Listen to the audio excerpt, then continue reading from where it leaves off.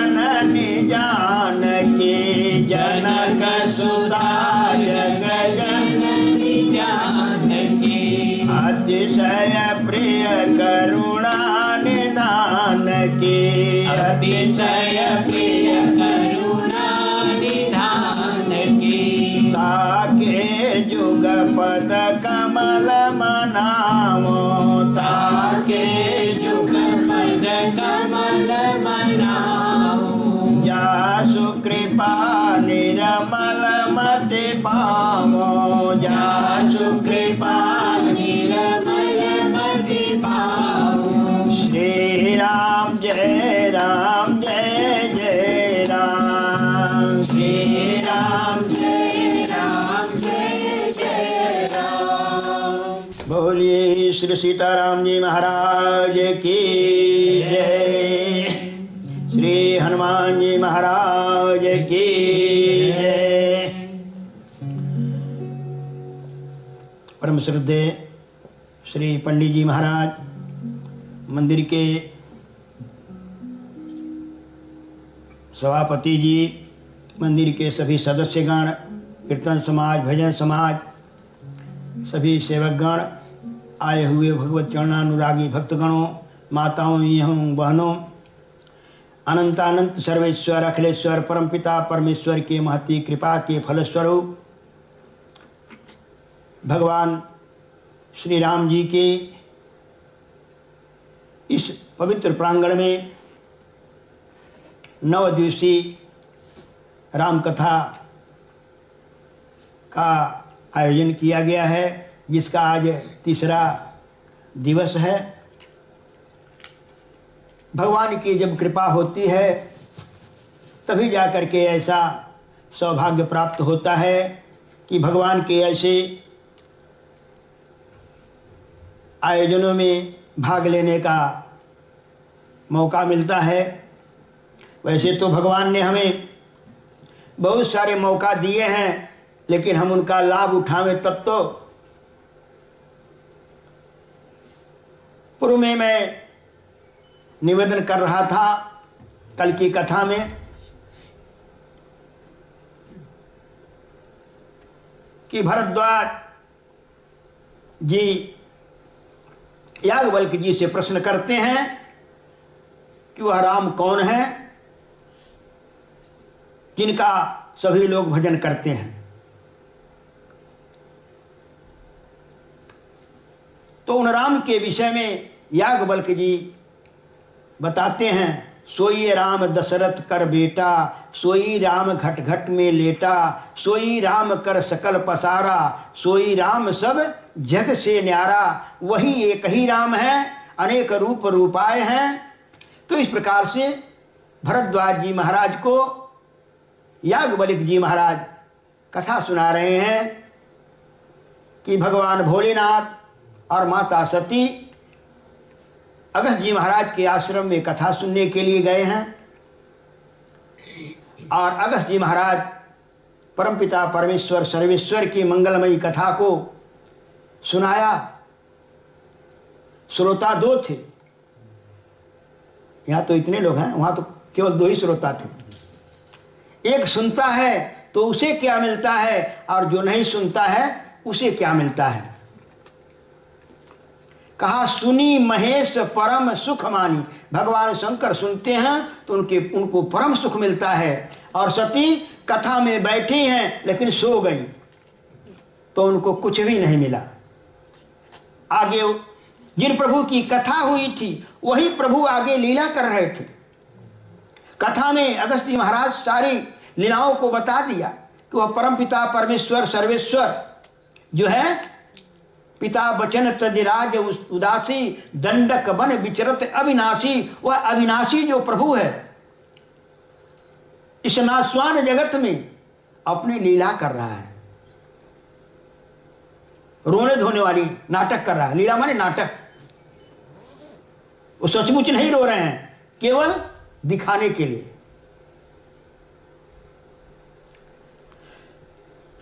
तो उन्होंने तो कथा में सुना नहीं, इसलिए जब लीला को देखा तो उनको लगा कि सचमुच ये तो रो रहा है, ये भगवान होगा। क्योंकि भगवान तो वर्णन मिलता है, अगस्त जी महाराज ने बताया कि भगवान तो जब रावण चला है लंका से, जाए सुपनखा रावण प्रेरा, सुपनखा जाकर रावण को जब प्रेरित करती है और रावण चला है मामा मारीच के पास, तभी भगवान राम को पता चल गया, क्योंकि सबके उरे अंतर बसही जाने भाव कुभाव। वो तो त्रिकाल परमात्मा है, सब कुछ जानने वाले हैं। मामा मारी से कहता है तुम कपट का मृग बनो और हम सीता का अपहरण करेंगे।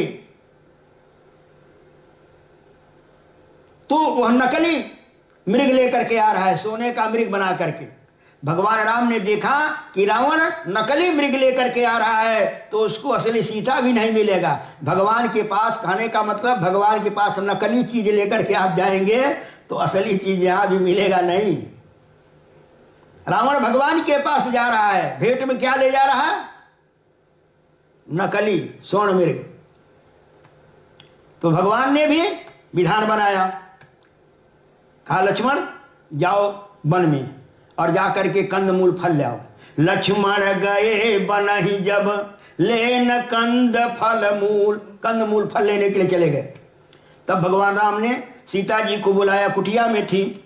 सुनहु प्रिया व्रत रुचिर सुशीला। अरे प्रिय सीते जरा सुनना। कुटिया में से निकली, कहिए स्वामी क्या आदेश है? उन्होंने कहा देवी मैं कुछ नाटक करना चाहता हूँ, लीला करना चाहता हूँ। सुनहु प्रिया व्रत रुचिर सुशीला अमय कछु करब ललित नर लीला। मैं ललित नरलीला करना चाहता हूँ। सीता मैया ने कहा तो प्रभु उस लीला में मुझे कौन सा पाठ खेलना है, मुझे कौन सा रोल करना है, कौन सा रोल अदा करना है? भगवान ने कहा आपको यही करना है कि तुम पावक मह करहु निवासा अजब लग करो निशाचर नासा। जब तक निशाचरों का मैं संहार नहीं कर देता हूं तब तक आप अग्नि में वास करें।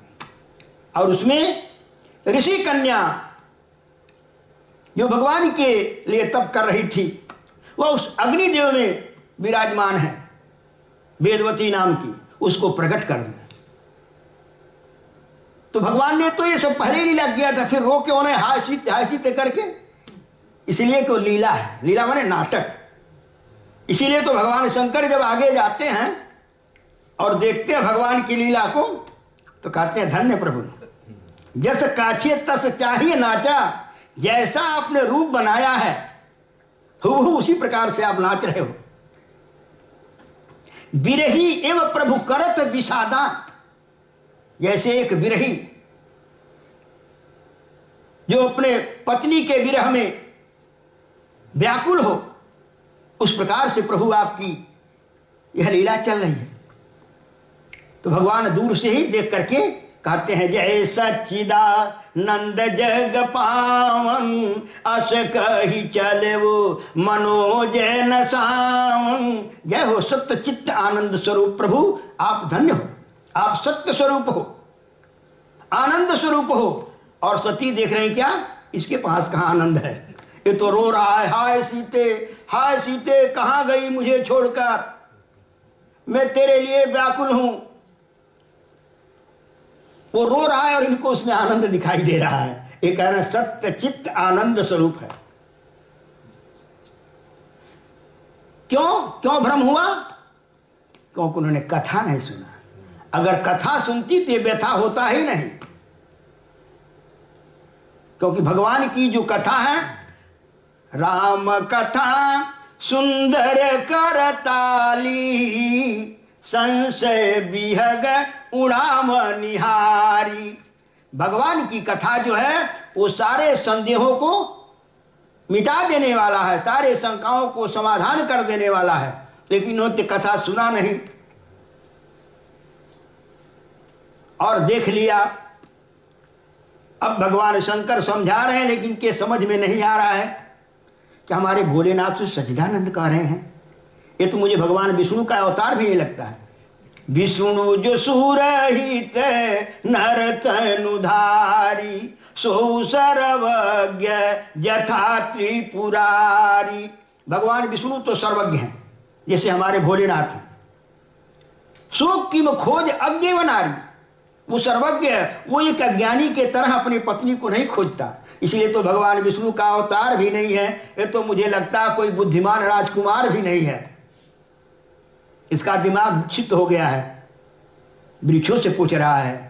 अरे आदमी से पूछता तो भी होता भाई चलो, लेकिन वृक्षों से पूछ रहा है, मृगों से पूछ रहा है कि हे खग मृग हे मधुकर श्रेणी, तुम देखी सीता मृग नैनी। तो इस प्रकार से कथा नहीं सुनी और चरित्र को देख लिया, लीला को देख लिया, तो आज इनका बुद्धि जो है भ्रमित हो गई है। भगवान शंकर समझा रहे हैं, देवी लगता है तुमने कथा नहीं सुना। कहती नहीं, मैंने सब सुना है। क्योंकि कथा में अगर बगल में आपके कोई सो रहा हो उसको कहिए कि तुम सो रहे हो, क्या नहीं सो नहीं रहे हैं। तो क्या कर रहे हैं, एक ऐसी कथा हो रही थी, माताएं और आदमी सब बैठे हुए थे। एक माता को नींद आने लगी कथा में, और नींद आते आते जो आगे बैठी थी उसके पीठ मारा धड़ाम से। जब उसके पीठ मारा तो कहती क्यों सो रही, क्या क्यों बन सो रही है। कहा नहीं। तब क्या कर रही थी, कहा ऐसा बाबा को प्रणाम कर रही थी। सीधे झूठ, कथा में अधिकतर लोग झूठ बोल देते हैं, कहीं सो रहे हैं कहीं नहीं सो नहीं रहे हैं, ध्यान लगा के सुन रहे थे। तो सती कहती कि नहीं मैं सब सुनी हूं। भगवान शंकर कहते देवी जासु कथा कुंभ ऋषि गाई, तासु भगति में मुनि सुनाई, सोई मम इष्ट देव रघुबीरा, सेवत जाहि सदा मुनि धीरा, मुनि धीर योगी संतत विमल मन जेहि ध्यावहि। जिन्हें बड़े बड़े विमलात्मा अमलात्मा महात्मा लोग ध्यान धारणा समाधि लगाते हैं, बड़े बड़े राजा महाराजा राजपाट छोड़ करके जिन प्रभु के लिए अनुरागी विरागी बन करके पहाड़ों में खाक छानते हैं, वही हमारे प्रभु ये राम है, सोई मम इष्ट देव रघुबीरा। लेकिन उनको अब समझ में नहीं आ रहा है कि मैं सुन रही उसको मानूं कि जो देख रहे हैं उसको मानूं। अब दो चीज हो गई ना, सुन रहे हैं कुछ और देख रहे हैं कुछ। तो आंख पर सभी लोग भरोसा करते हैं, कान पर कम करे भाई सुनी सुनाई बात है, हो सकता है झूठे बताता रहा हो। हम अपने आंख से देखें, आंख का मतलब हमने ज्यादा करके आंख पर भरोसा सभी लोग करते हैं, हमने अपने आंख से देखा है। आज सती जी के सामने यही समस्या है, देख रहे हैं कुछ और सुन रही हैं कुछ, किसको माने। शंकर जी ने समझाया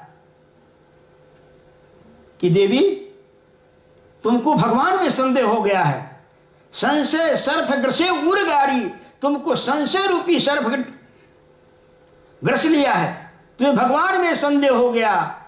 और सर्प जब काटता है ना तो भभाता नहीं है, वो धीरे धीरे उसका विष चढ़ता है। बिच्छू तो डंक मारते तो नहीं चिल्लाने लगता आदमी उसका बिच्छू का, लेकिन सर्प जब काटता है तो धीरे धीरे उसका असर होता है। तो कहा संशय सर्प ग्रसे उरगारी, तुमको ग्रस लिया है, जल्दी उपाय करो किसी, ताकि तुम्हारा ये संशय समाप्त हो जाए। उसने कहा मेरा संशय तो तभी समाप्त होगा जब मैं परीक्षा लूं। भगवान ने कहा, भगवान भोलेनाथ ने कहा देवी भगवान परीक्षा का विषय नहीं है, वो तो श्रद्धा का विषय है। लेकिन उन्होंने कहा कि नहीं मैं परीक्षा लूंगी तब मानूंगी। भगवान शंकर ने कहा जैसे जाई मोह भ्रम भारी, करहु सुयतन विवेक विचारी। जैसे तुम्हारी इच्छा हो जाओ, लेकिन विवेक से विचार करके लेना परीक्षा। चली सती शिवयाय सुपाई। अब भगवान शंकर ने कहा विचार करके, तो अब विचार कर रही हैं। अगर अपना विचार वही बता देती तो भोलेनाथ हो सकता है उपाय बता देते, लेकिन वहां विचार नहीं की, अब विचार कर रही हैं। चली सती शिवयाय सुपाई, करही विचार करो का भाई। उधर सती विचार कर रही हैं, इधर भोलेनाथ विचार कर रहे हैं। भोलेनाथ ने कहा देवी जाओ लेकिन जल्दी आना, मैं आगे वो जो बट का वृक्ष दिखाई दे रहा वहां बैठकर तुम्हारा इंतजार करूंगा। जब लग तुम अय्यो मोहि पाही, जब तक तुम आ नहीं जाओगे तब तक मैं बट के वृक्ष के नीचे बैठकर तुम्हारा इंतजार करूंगा। अब बट के वृक्ष के नीचे भोलेनाथ बैठ कर के सोच रहे हैं, ये भी विचार कर रहे हैं कि मोरे कहे न संशय जाही, विधि विपरीत भलाई नाही। हमारे समझाने पर भी नहीं समझा, मुझे सारा त्रिलोक गुरु कहता है, जगत गुरु कहता है, तुम त्रिभुवन गुरु वेद बखाना। भगवान भोलेनाथ जैसा गुरु समझा रहा है और समझ में नहीं आ रहा। क्यों? क्योंकि भगवान शंकर आगे कहते हैं भौतव्यता बलियसी, भावी बलवान है। भगवान शंकर मोरे कहे न संशय जाही, विधि विपरीत भलाई नाही। विधि का जो विधान है वो भी विपरीत हो गया है। और इधर सती जो है वो विचार कर रही हैं क्या कि पुण्य पुण्य हृदय विचार करी, धर सीता कर रूप, आगे होई चली पंथ तेहि, जेहि आवत सुरभूप।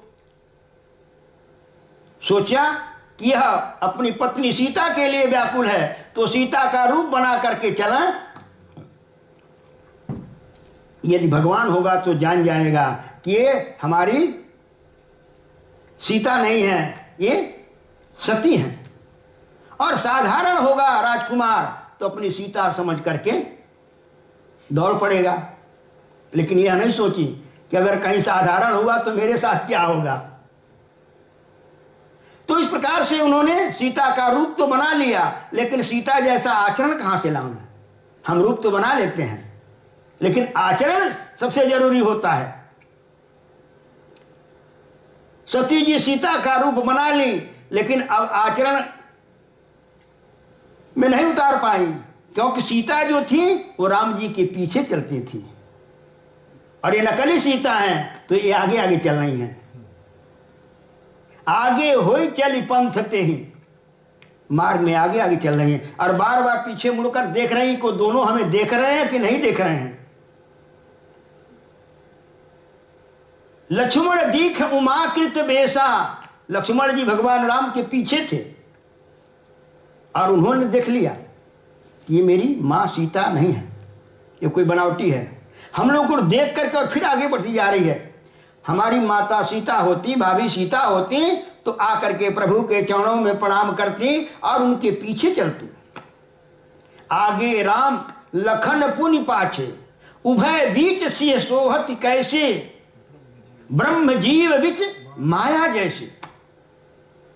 सीता जी राम जी के पीछे चलती हैं और ये नकली सीता आगे आगे चल रही हैं। लक्ष्मण दीख उमाकृत बेसा, उमा जी के इस बनावटी वेश को लक्ष्मण जी जान गए, लेकिन परम गंभीर हैं कि हमारे प्रभु तो अंतर्यामी हैं, उनसे क्या कहना। और जब भगवान राम ने देखा तो पाणी जोरी प्रभु की न प्रणामू, पिता समेत लीन निज नामू। हाथ जोड़ करके प्रणाम किया, पिताजी का नाम लेते। हमें नहीं जानती होंगी लेकिन हमारे पिताजी को जानती होंगी, इसलिए हमारे यहाँ की परंपरा रही है कि अपने पिता का नाम ले करके और तब अपना परिचय दिया जाता था। तो भगवान राम ने पाणी जोरी प्रभु कीन प्रणामू, पिता समेत लीन निज नामू। जब प्रणाम किया सती जी बेचारी लजा गई। अरे मैं तो आई थी परीक्षा लेने के लिए, अरे तो मुझे जान गया, पहचान लिया, मुझे प्रणाम कर रहा है। बेचारी भागी है वहां से, क्योंकि भगवान राम ने एक व्यंग भी कर दिया।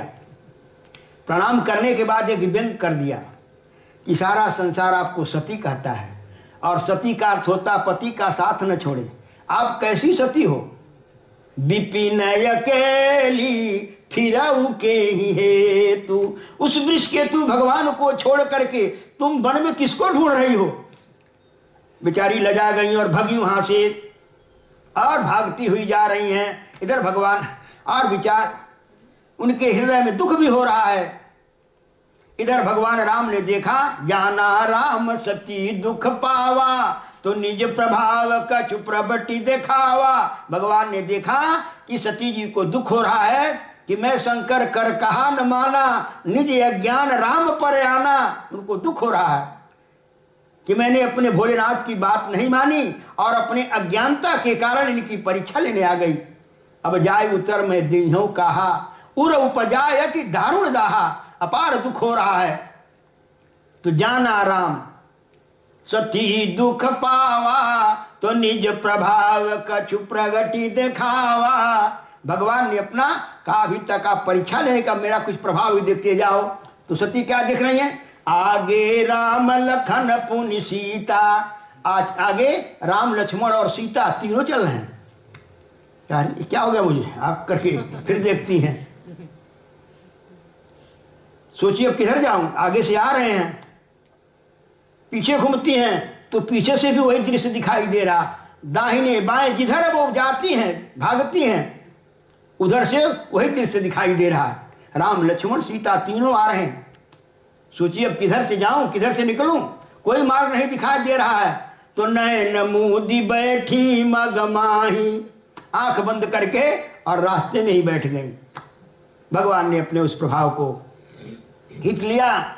सती अब वहां से चली हैं, इधर भोलेनाथ बैठे और प्रभु का नाम जप रहे हैं। अस कही लगे जपन हरि नामा, गई सती जहां प्रभु सुख धामा। भगवान का नाम जप रहे हैं। सती जब पहुंचती हैं, भोलेनाथ पूछते हैं देवी गई थी परीक्षा लेने के लिए, अब बताओ। सही सही बताना, झूठ मत बोलना। सत्य की दुहाई देते हैं। लीन परीक्षा कौन विधि, कहूँ सत्य सब बात। परीक्षा लेने के लिए गई थी, अब सत्य सत्य बताना, कैसे परीक्षा ली? तो सीधे झूठ बोल दिया। कछु न परीक्षा लीन गोसाई, कीन प्रणाम तुम्हारी अनाई। मैंने कोई परीक्षा रीक्षा नहीं लिया। जैसे आप दूर से प्रणाम किए थे, जय सच्चिदानंद जय पावन का करके चल दिए थे, तो मैं उस समय नहीं की थी। लेकिन मैं बाद में विचार किया आपके वचनों पर, तो मुझे विश्वास हो गया कि हमारे भोलेनाथ ठीक ही कह रहे हैं, इसलिए मैं भी दूर से ही प्रणाम करके आ रही हूँ। कछु न परीक्षा लीन गोसाई, कीन प्रणाम तुम्हारी नाही। आपके तरह मैं भी दूर से प्रणाम करके आ रही हूँ। मुझे आपके वचनों में विश्वास हो गया। भगवान शंकर ने देखा कि अभी तो मैं इतना समझा रहा था, ये कभी नहीं सुन रही थी, और अब कह रहे मुझे विश्वास हो गया, जरूर कुछ गड़बड़ है। अब उन्होंने अपना सीआईडी छोड़ दिया पता लगाने के लिए कि अभी तक तो नहीं समझ रही, अब कह रहे कि अब विश्वास है। तब शंकर देखे उधर ध्याना, सती जो कीन चरित सब जाना। तब भगवान भोलेनाथ ने ध्यान लगाया तो सारा चरित्र उनके सामने, जैसे टीवी पर सीरियल आता उसी प्रकार से सारा चरित्र भगवान शंकर देख लिए। भगवान शंकर देखते हैं सती कीन सीता कर वेशा। सती जी ने तो सीता मैया का रूप बना लिया। अब मैं कैसे इससे प्रेम करूंगा?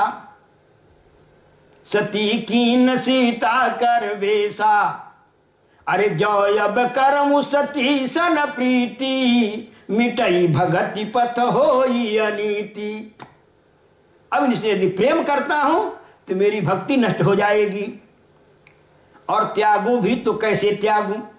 परम पुनीत न जाइत जी, परम पवित्र हैं। ये तो केवल राम जी में भ्रम होने के कारण ऐसा कर लिया, लेकिन अब मैं क्या करूं? परम पुनीत न जाइत जी, किए प्रेम बड़ पाप। परम पवित्र हैं, त्यागू तो त्यागू कैसे? और अगर प्रेम करता हूं तो किए प्रेम बड़ पाप, क्योंकि माता का रूप धारण कर ली है। तो अब मैं क्या करूं? तब अपने प्रभु को याद करते हैं। प्रभु आप ही बताओ, मैं असमंजस में फंस गया हूं, क्या करूं? यदि प्रेम करता हूं तो मेरी भक्ति नष्ट होती है, और त्यागू तो त्यागू कैसे? परम पवित्र हैं।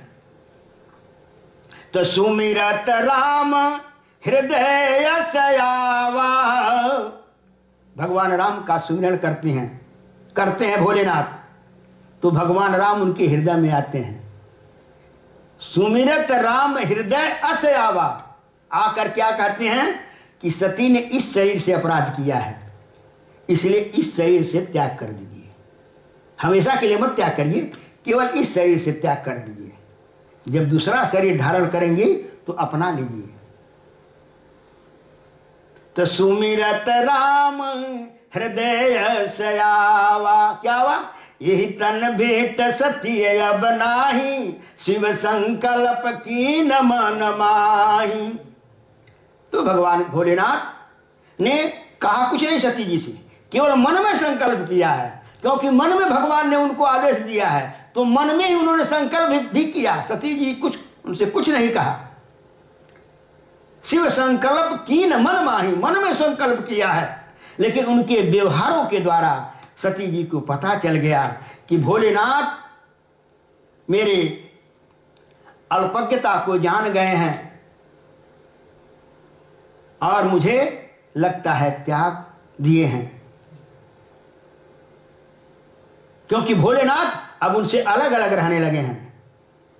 पहले साथ साथ रहते थे, अब अलग अलग रहने लगे हैं। और इस प्रकार से आकाशवाणी होती है भगवान शंकर को, देवता जय जयकार करते हैं, धन्य है प्रभु आपको भोलेनाथ, कि सती जैसे पवित्र पत्नी का त्याग कर दिया और अपनी भक्ति को बचा लिया। जब जय जयकार शंकर जी की होती है, जय हो भोलेनाथ, जय हो भोलेनाथ, धन्य है आपकी प्रतिज्ञा। अब सती जी पूछती हैं भोलेनाथ कौन सी प्रतिज्ञा किए? तो उन्होंने कहा तो कुछ नहीं था, मन में किया हुआ है। इसीलिए अब सती जी पूछ रही हैं कि प्रभु आप कौन सी प्रतिज्ञा लिए? भोलेनाथ ने कहा छोड़ो इन देवताओं को, ऐसे ही जय जयकार करते रहते हैं, चलो तुम कैलाश पहुंचते हैं। और जब कैलाश पर पहुंचते हैं तो देखा यही तन भेंट सती अब नाही, तो निज कर डारी नागरी पूछाला। पहले सती जी बिछाती थी उनके लिए, और अब सेवा समाप्त हो गई है, इसलिए निज कर डारी नागरी पूछाला, सहज ही बैठे शंभु कृपाला। उस पर बैठ गए और फिर अपने स्वरूप को संभाला। लागी समाधि अखंड अपारा, सती बसई कैलाश। सती जी कैलाश में वास कर रही हैं, लेकिन पति परित्याग हृदय दुख भारी। पता चल गया उनके क्रियाकलापों से कि भोलेनाथ मेरा त्याग कर दिए हैं, तो पति परित्याग हृदय दुख भारी। अब उनको दुख हो रहा है और भगवान भोलेनाथ को भी दुख हुआ है, क्योंकि दोनों मिलकर के एक होते हैं। तुलसीदास जी वहां लिखते हैं आगे कि देखो प्रीति की रीति भली, पति और पत्नी का प्रीति का रीति कैसा होता, जल पे सरिस बिकाई देखो प्रीति की रीत भली। दूध और पानी जैसे दोनों का संबंध होता है, पति और पत्नी का। दूध में पानी डालिए तो पानी भी दूध बन जाता है और दूध के भाव बिक जाता है। वाला लोग पानी दूध में पानी डाल करके और दूध के भाव उसको बेच देते हैं, लेकिन इतना प्रेम हो जाता है दोनों में, दूध और पानी। तो दूध और पानी, दूध कौन है? कहा पति जो है दूध है, पत्नी जो है निर्मल जल है। जब पति के पास आती है तो पति उसको अपना सर्वस्व दे देता है, अर्धांगिनी बना लेता है, और पत्नी भी उसे सर्वस्व अपना दे देती है। तो दोनों मिलकर के एक वर्ण है, एक वर्ण हो जाते हैं। लेकिन अगर उसमें अलग करना हुआ तो कहा कपट खटाई परत पुनि, बिलग होई रस जाय। दूध पानी एक हो गया है, दोनों मिलकर के एक बन गए हैं, लेकिन उसमें अगर कपट आ गया, पति पत्नी से कपट करता है, जाता कहीं बताता कहीं, और जब उसे पता चलता वहीं झगड़ा शुरू हो जाता है। अथवा पत्नी जाती कहीं है, पति से कुछ बताती है, और जब वह दूसरे से सुनता है तो वहीं झगड़ा शुरू हो जाता है। तो कहा हमें अपने जीवन में कपट नहीं, झूठ नहीं आना चाहिए, झूठ नहीं आना चाहिए। झूठ जो है सबसे बड़ा पाप बताएगा। सत्य बराबर तप नहीं, झूठ बराबर पाप। जाके हृदय साच है, ताके हृदय आप। तो जहां कपट आया, छल आया, वही जीवन दुख में हो जाता है। बिलग हो ही रस जाए, जैसे दूध पानी एक हो गया है, लेकिन उसमें कपट रूपी खटाई डाल दीजिए, नींबुआ निचोड़ दीजिए, चाहे आप लोग क्या बोलते आसीन डाल दीजिए, तो दूध फट जाएगा। बिलग हो ही रस जाए, बिलग हो जाएगा, फिर मिलेगा नहीं। तो कहने का मतलब इन चरित्रों से हमें सीखना है कि एक ने झूठ बोला। इन महापुरुषों के जीवन में थोड़ा सा झूठ आया तो क्या से क्या हो गया, और हम अगर झूठ बोलेंगे तो हमारा जीवन भी इसी प्रकार से दुख में हो जाएगा। तो इन कथाओं से हमें सीखना चाहिए। तो इस प्रकार से भगवान शंकर अब कैलाश में ध्यान लगाए हुए हैं। सती बसई कैलाश, कैलाश में वह पति परित्याग हृदय दुख भारी, उनको भी दुख हो रहा कि मेरे कारण भोलेनाथ ऐसी समाधि लगा लिए हैं। एक दिन भोलेनाथ ने क्या किया, राम राम शिव सुमिरन कीन्हा, राम राम कह करके जगे, राम राम कह करके समाधि में गए थे। इसीलिए हमारे यहाँ कहा गया कोई भी कार्य करें तो राम राम करके करें, और जब खत्म करें तब भी राम राम। सोने जाएं तो राम राम करके सोना चाहिए, और जब जगें तब भी राम राम करके जगें। भगवान शंकर राम राम जपते हुए समाधि में चले गए, और जब जगे तो राम राम शिव सुमिरन कीन्हा, तो जाने सती जगत पति जागे। जब राम राम सुनी तो सती जी जान ली कि भोलेनाथ लगता है जग गए। तो जाई शंभु पद बंदन कीना, जा करके उनके चरणों में प्रणाम करती हैं, और भगवान शंकर एक मृगछाला उनके आगे फेंक देते हैं, बैठ जाओ देवी। पहले वाम भाग में आसन देते थे, लेकिन वह अधिकार छिना गया है। सन्मुख शंकर आसन दीना, आगे आसन देते हैं, बैठती हैं, और उनको दुख है। भगवान शंकर भी उनके चेहरे को देख करके समझ गए कि यह दुखी है। तो उस दुख को दूर करने के लिए, उनकी व्यथा को दूर करने के लिए भोलेनाथ क्या किया, वही कथा शुरू कर दिया। कथा सुनाने शुरू कर दिए, देवी कथा सुनो। जब कथा सुनाने लगे तो फिर नहीं सुन रही हैं। भगवान भोलेनाथ कथा सुना रहे हैं, क्योंकि कथा से ही व्यथा दूर होती है, और ये फिर ध्यान नहीं दे रही हैं। क्यों? उसी समय क्या हुआ था, दक्ष भट प्रजेश भयउ तेहि काला। दक्ष प्रजापति को ब्रह्मा जी ने प्रजापति बना दिया था, दक्ष जी को सभापति बना दिया था सभी देवताओं का। तो बड़ा अधिकार दक्ष जब पावा, अति अभिमान हृदय से आवा, बड़ा पद मिला तो उनको अभिमान हो गया कि अब मेरे समान दूसरा कोई है ही नहीं। तीर्थराज प्रयाग में ब्रह्मा जी का यज्ञ हो रहा था। उस यज्ञ में सभी देवता आमंत्रित थे, भोलेनाथ भी पहुंचे थे, भगवान विष्णु भी, सभी देवता पहुंचे हुए थे। लेकिन उस सभा का सभापति कौन थे? दक्ष थे। ये दक्ष प्रजापति सभापति थे। सभी देवता वहां विद्यमान थे, भोलेनाथ भी बैठे थे, सभी लोग बैठे थे, भगवान विष्णु भी बैठे थे, ब्रह्मा जी भी बैठे थे। सबसे बाद में कौन आए? सभापति जी महाराज। दक्ष प्रजापति सबसे बाद में आए उस ब्रह्म सभा में। सभी ने उठ करके उनका अभिनंदन किया, लेकिन ये तीनों देवता बैठे रहे, ब्रह्मा जी, विष्णु जी और भगवान भोलेनाथ। भोलेनाथ तो समाधि में अपना बेचारे भगवान के चिंतन में मस्त रहे। कौन आया कौन गया उनको पता ही नहीं। सभी देवता उठ करके उनका जय जयकार किया, उनका स्वागत किया। दक्ष प्रजापति ने जब देखा कि ब्रह्मा जी तो पिता हमारे हैं, तो हमारे पूज्य हैं, उठने का प्रश्न ही नहीं। और भगवान विष्णु तो हमारे इष्ट देव हैं, तो उनको भी उठने का, लेकिन इनको उठना चाहिए था, यह क्यों नहीं उठा। अब उनको दक्ष प्रजापति को, भगवान शंकर को अनाप शनाप बोलने लगा कि ये कपाली है, अड़भंगी है, मैं इसके साथ अपनी बेटी का विवाह नहीं करना चाहता था, लेकिन पिता ब्रह्मा जी के कहने से मैंने अपनी पुत्री का विवाह कर दिया, लेकिन ये मेरी पुत्री के लायक नहीं था। इस प्रकार से अनाप शनाप जब बोलने लगा, भगवान शंकर की निंदा करने लगा। भगवान शंकर तो अपनी मस्ती में मस्त थे और इधर आग लगा हुआ बस्ती में, अब अपनी मस्ती में हैं।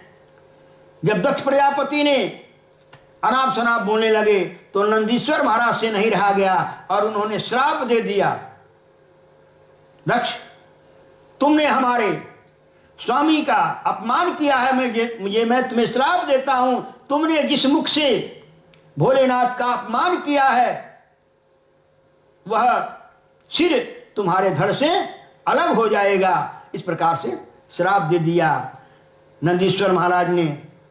दक्ष प्रजापति ने भी श्राप दे दिया हर गणों को कि आज के बाद तुम सब अशुद्ध हो गए, तुम्हें कोई नहीं जग में बुलाएगा, तुम अशुद्ध माने जाओगे। इस प्रकार से श्राप दे दिया। और जब श्रापी श्रापा शुरू होने लगा, भोलेनाथ का ध्यान टूटा तो देखते हैं कि गरम बाजार है। उन्होंने कहा ऐसा करो, उठो और हम लोग चलते हैं। चल पड़े। दक्ष प्रजापति ने कहा जाते कहां हो। दक्ष प्रजापति ने सारे सभा को कहा आज के बाद शिव को कोई भी अपने यज्ञ में नहीं बुलाएगा। तो अब बिना भगवान शंकर का यज्ञ कैसे होगा। योगेश्वर यज्ञेश्वर हैं और वही नहीं आएंगे तो यज्ञ कैसे होगा। तो यज्ञ ही बंद हो गया, कहीं यज्ञ ही नहीं होता था, कोई करता ही नहीं। कौन भगवान शंकर का अपमान करेगा, तिरस्कार करेगा। दक्ष प्रजापति ने कहा हमने तो उनको बहिष्कृत किया, लेकिन अब कोई यज्ञ ही नहीं कर रहा तो बहिष्कृत कैसे होंगे। तो स्वयं अपने कहा चलो मैं खुद यज्ञ करूंगा और उनका अपमान करूंगा। तब दक्ष प्रजापति ने क्या किया, हरिद्वार में कनखल है गंगा जी के किनारे, और वहां पर उन्होंने अपना यज्ञ शुरू किया। उस यज्ञ में सभी देवताओं को, सभी ऋषि मुनियों को बुलाया गया। उस यज्ञ के यज्ञाचार्य भृगु ऋषि थे। भृगु ऋषि यज्ञाचार्य थे। सभी देवताओं को, सभी अपने पुत्रियों को निमंत्रण भेजा था। सब अपने अपने पतियों के साथ वहां पहुंची और सबसे कहा रखा था कि सब कैलाश होकर के आना, ताकि सती को पता चले कि मैंने उसे निमंत्रण नहीं दिया हूं। तो सभी विमान पर बैठे हुए आकाश कैलाश से जा रही हैं। भगवान शंकर कह रहे हैं देवी कथा सुना रहे हैं, लेकिन कथा में ध्यान नहीं देख रही हैं। ऊपर सती बिलो के व्योम विमाना, व्योम माने आकाश में देख रही, विमान जा रहा, गिन रही है, 1 गया 2 गया 3 गया, और कौन है सब तो देखती है हमारी सब बहनें जा रही हैं अपनी पत्नियों के साथ। भगवान भोलेनाथ से पूछती महाराज कथा बाद में सुनेंगे, पहले ही बताइए ये किनके विमान है और कहां जा रहे हैं सब इतने। भगवान शंकर ने कहा देवी तुम्हारे पिताजी का यज्ञ हो रहा है और उस तुम्हारे पिता के यज्ञ में ये सारी तुम्हारी बहनें जा रही हैं अपने अपने विमानों पर बैठ करके। सती ने कहा तो हम लोगों को निमंत्रण नहीं आया। भोलेनाथ ने कहा देवी निमंत्रण आएगा भी नहीं। कहा नहीं आएगा, क्यों नहीं, पिताजी हमको जरूर भेजेंगे। भगवान शंकर कहते हैं देवी यह यज्ञ हमारे अपमान के लिए हो रहा है। सती ने कहा महाराज आपका कैसे अपमान करेंगे, आप उनके दामाद हैं आप। तब भगवान शंकर कहते हैं देवी ब्रह्म सभा हम सन दुख माना ताते अजहु करहि अपमाना। ब्रह्मा जी के सभा में हमसे दुखी हो गए तुम्हारे पिताजी और इसलिए हमारे अपमान के लिए यज्ञ किया जा रहा है। सती ने कहा नहीं महाराज हम लोग को भी तैयारी करना चाहिए, उस यज्ञ में चलना चाहिए। भगवान शंकर ने कहा देवी निमंत्रण नहीं आएगा और निमंत्रण नहीं आए तो नहीं जाना चाहिए। सती ने कहा महाराज लेकिन कहा गया है पिता के घर पर, गुरु के घर पर, मित्र के घर पर बिना बुलाए जाना चाहिए। गुरु के घर, लेकिन भगवान भोलेनाथ का तो ठीक है, लेकिन ये भी कहा गया है तहां विरोध मान जह कोई, तहां गए कल्याण न होई।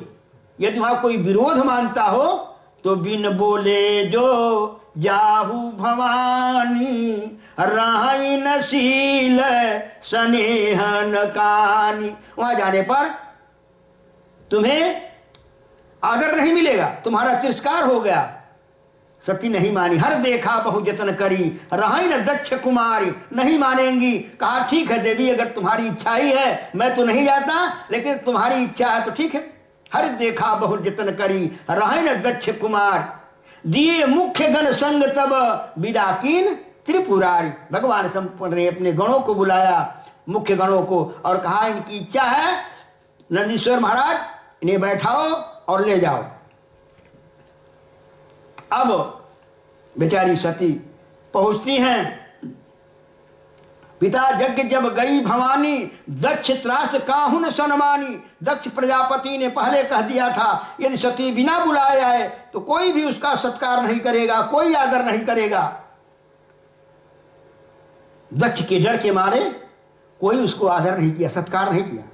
पिता भवन जब गई भवानी, दक्ष त्रास काहुन सनमानी।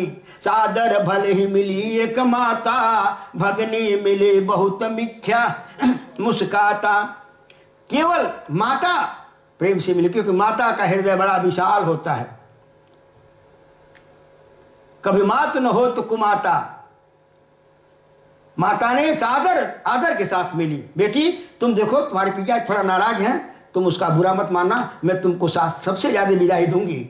इस प्रकार से सती को अपना फुसलाया उसलाया। सादर भले ही मिली एक माता, भगनी मिली बहुत मुस्काता। जो बहनें हैं वो मुस्कुराते हुए मिली, व्यंग करते हुए। देखो देखो ये पता नहीं अपने बौरावा को कहाँ छोड़ाई है, अकेले आई है। इसका बौरावा पता नहीं कहाँ है, कहीं गाजा पी के मस्त होगा। तो इस प्रकार से व्यंग बोलती हैं। अब सती बेचारी ने सोचा चल कर के यज्ञ देखें कि हमारे यज्ञ में कहाँ हमारे स्वामी जी को जगह मिला, हमें कहाँ जगह है, स्थान मिला रखा दिया गया है। जाई सती देखे तब जागा, कतहु नदी के शंभु कर भागा। कहीं पर भगवान शंकर का स्थान नहीं बना दिया गया है।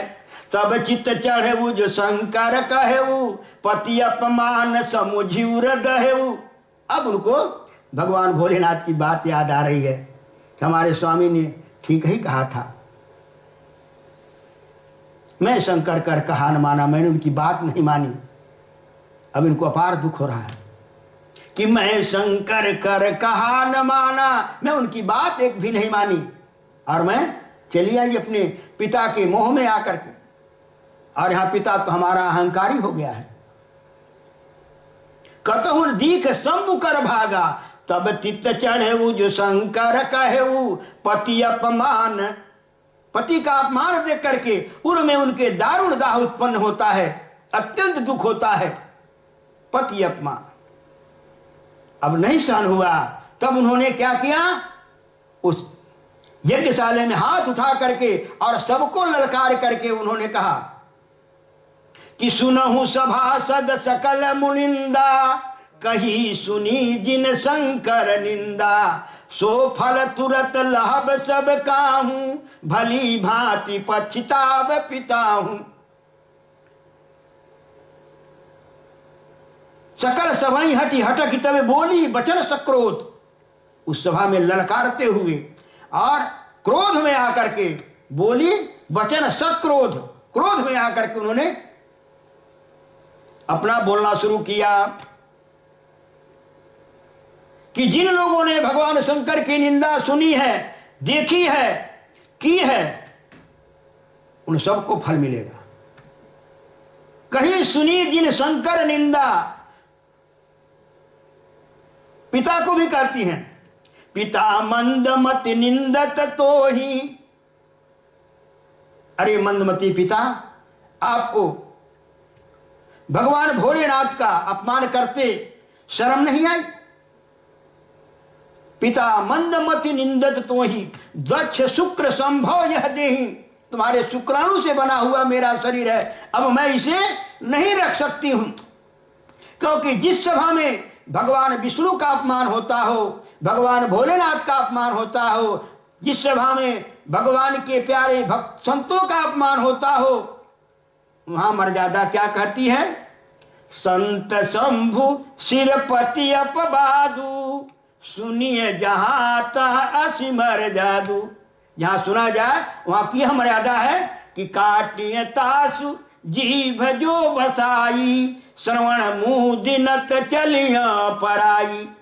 जिस सभा में भगवान विष्णु का अपमान होता हो, भगवान शंकर का अपमान होता हो, संतों का अपमान होता हो, तो कहा उस सभा से उठ करके चला जाना चाहिए। लेकिन सबने अपमान किया है, सुना है, देखा है, इसलिए सबको विधिवत दंड मिलेगा। और पिता से कहती है दक्ष शुक्र संभव यह देही, आपके शुक्राणु से बना हुआ यह शरीर है, मैं इसको अब नहीं रख सकती हूं। अस कही योग अग्नि तनु जा रहा। ऐसा कह करके योग अग्नि प्रकट करके और सती जी उस यज्ञशाले में ही योग अग्नि में अपने शरीर को भस्मीभूत कर देती हैं। भगवान शंकर के जो गण थे वो दूर खड़े थे, उन्होंने सुना कि सती जी यज्ञशाले में जलकर मर गई। देखा नहीं, केवल सुना। सती मरण सुनी शंभुगण, करण लगे मख खीस। जब सुना कि हमारी स्वामी यज्ञशाले में जल करके मर गई, उनका अपमान हुआ, तो यज्ञ विध्वंस करने लगे भगवान शंकर के गण। अब यज्ञ को तहस नहस जब करने लगे, तो जो उनके आचार्य थे, कौन? भृगु जी महाराज। यज्ञ विध्वंस बिलो की भृगु, रक्षा कीन मुनीश। यज्ञ को विध्वंस होते हुए देख करके भृगु ऋषि ने अपने तप से कृतिका को प्रकट करते हैं, जो भगवान भोलेनाथ के गणों को मार भगाती है। और इधर क्या हुआ? भोलेनाथ तो अपना राम राम जप रहे थे, नारद जी पहुंच गए बीड़ा बजाते हुए। भोलेनाथ, आप यहां राम राम जप रहे हो और वह सीताराम हो गया। हाँ, क्या हुआ? कहा आपका अपमान सती सह नहीं सकी और यज्ञ में जल करके मर गई। समाचार जब शंकर पाए, वीरभद्र कर को पठाए। क्रोध आता है, वीरभद्र को भेजते हैं, वह आकर के सबको विधिवत दंड देते हैं। और जिसने हाथ दिखाया था उसके हाथ तोड़ दिए, जिसने दांत दिखाया था उसके दांत तोड़ दिए, जिसने आंख दिखाया था उसकी आंख तोड़ दिए, और दक्ष प्रजापति का तो सिर ही काट तोड़ करके हवन कुंड में डाल दिए।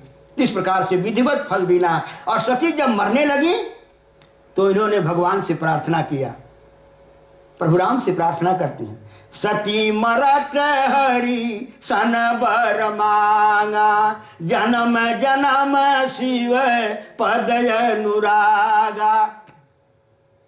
पापान हर्षित हरि, सारे पापों का जो हरण कर लेने वाले प्रभु हैं, उनसे वरदान मांगते हैं। सती मरत हरि सन बर मांगा, जन्म जन्म शिव पद अनुरागा। तेहि कारण ही में गृह गृह जाई, जन्मी पार्वती तन पाई। इसी कारण से अगले जन्म में जाकर के वह हिमांचल राजा के यहाँ पुत्री के रूप में उत्पन्न होती है, वहां उनका नाम पार्वती पड़ता है। समाचार जब नारद पाए, कौतुक कहीं गिरगे सिधाए। उनके यहाँ नारद जी पहुंचते हैं और नारद जी महाराज जाकर के जब पहुंचते हैं, शैलराज बड़े आदर कीना। शैलराज ने नारद जी का आदर करते हैं, उनके चरण पखारते हैं, आसन पर बैठाते हैं और सुता बोल मेली मुनि चढ़ा, पुत्री को बुला करके नारद जी के चरणों में प्रणाम कराते हैं। महाराज ये मेरी पुत्री है, इसको आशीर्वाद दीजिए। तुम त्रिकालदर्शी मुनिनाथा, आप त्रिकालदर्शी हो, इसलिए कहो सुता के दोष गुणा, मुनिबर हृदय विचार। हमारी पुत्री के गुण दोष को बताइए, हमारी पुत्री कैसी होगी। तब नारद जी महाराज वहां हिमाचल राजा को बताते हैं कि पुत्री तुम्हारी सकल गुण खानी। ये गुणों की खान है, जैसे सोना का खान होता ना, खान में से सोना ही निकलता है। इसी प्रकार से गुणों की खान है, जितने गुण हैं वो सब इन्हीं में से निकला है। कहने का मतलब गुणों की खान है। एते जस पई है पितु माता, इस पुत्री के नाते इसके माता पिता को बहुत बड़ा जस मिलेगा। यही सेवक, इनकी सेवा करके स्त्रियां अपने पतिधर्म का पालन करेंगी। इस प्रकार से इनके नारद जी से पूछा गया नाम क्या है, उन्होंने कहा इनके नाम अनेक अनूपा, अनेक नाम है, लेकिन पार्वती, इनका नाम उमा, पार्वती आदि नाम बताते हैं। फिर उन्होंने कहा इसका घर बर कैसा होगा, तो नारद जी सब बताए कि सब कुछ इसके अंदर अच्छा है, सब अच्छा अच्छा है, एक तो थोड़ा सा गड़बड़ है। महाराज वो क्या गड़बड़ है? कहा इसमें तो सब कुछ अच्छा ही है, इसका जो पति मिलेगा ना उसमें गड़बड़ है। क्या? इसको जो पति मिलेगा उसके न माता पिता का पता होगा, न कुल खानदान का पता होगा। कहा ऐसा पति मिलेगा? कहाँ? जोगी जटिल अकाम मन, नगन अमंगल वेश, अस स्वामी यही कह मिलही, परिहस्त यश रेख। इसके हाथ में जो रेखा लिखा है वो ऐसा पति मिलेगा। जोगी होगा, जटिल होगा, अकामी होगा, मन में कोई कामना ही होगा, कामना ही नहीं होगा। तो इस प्रकार से बताया। राजा रानी कहते हैं महाराज लेकिन इस दोष को दूर करने के लिए कोई उपाय है? नारद जी ने कहा उपाय है। जो तप करे कुम्हारी तुम्हारी, तो भाव मेट सकहि त्रिपुरारी। भगवान शंकर की आपकी पुत्री यदि तपस्या करे तो उनकी कृपा से ये सब मंगलमय हो जाएगा। इस प्रकार से नारद जी महाराज उमा जी को मंत्र देते हैं। गुरु बन करके नारद जी पार्वती जी को मंत्र देते हैं कि देवी तुम जा करके भगवान भोलेनाथ का तप करो।